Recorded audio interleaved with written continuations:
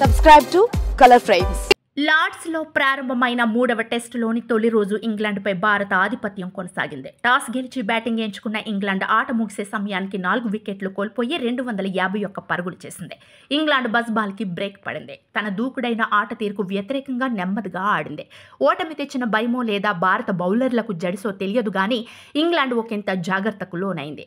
Joe Root సెంచరీకి 1 పరుగు దూరంలో ఉండగా బెన్ స్టోక్స్ 39 బ్యాటింగ్తో క్రీజులో ఉన్నారు. కొత్త కుర్రాడికి కెప్టెన్సీ చేశారు. అతనేమో సెంచరీలతో దుమ్ము లేపుతున్నాడు.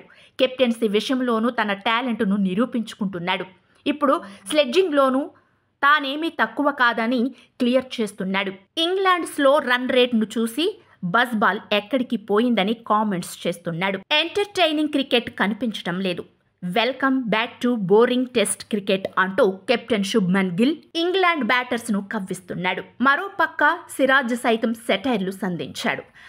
బజ్ బజ్ బజ్ బాల్, నేను బజ్ బాల్ చూడాలి అంటూ కవ్వించాడు. దీనికి సంబంధించిన వీడియోలు సోషల్ మీడియాలో వైరల్ అవుతున్నాయి. గత మ్యాచ్లో స్టేడియంలో కూర్చున్న ఇంగ్లాండ్ అభిమానులు బోరింగ్ క్రికెట్ అంటూ కామెంట్స్ చేశారు.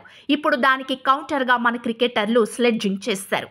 ఒక టీవీ ఛానల్లో రోహిత్ శర్మ అన్నట్లు మన వాళ్ళు నేర్చుకోవడానికి ఇంగ్లాండ్ వెళ్లలేదు, నేర్వడానికే వెళ్లారు అనిపిస్తోంది. ఈ మ్యాచ్లో మరో హైలైట్ శుభమన్ గిల్ తెలుగు మాట్లాడటం.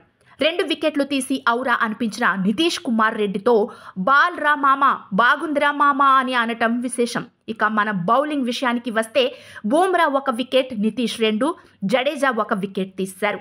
పంత్కు గాయం అవటం టీమిండియాకి ఆందోళన కలిగించే విషయం. చూపుడు వేలికి గాయం కావడంతో గ్రౌండ్ వీడాడు. అతనికి బదులుగా ధ్రువ్ జురెల్ వికెట్ కీపింగ్ చేస్తున్నాడు.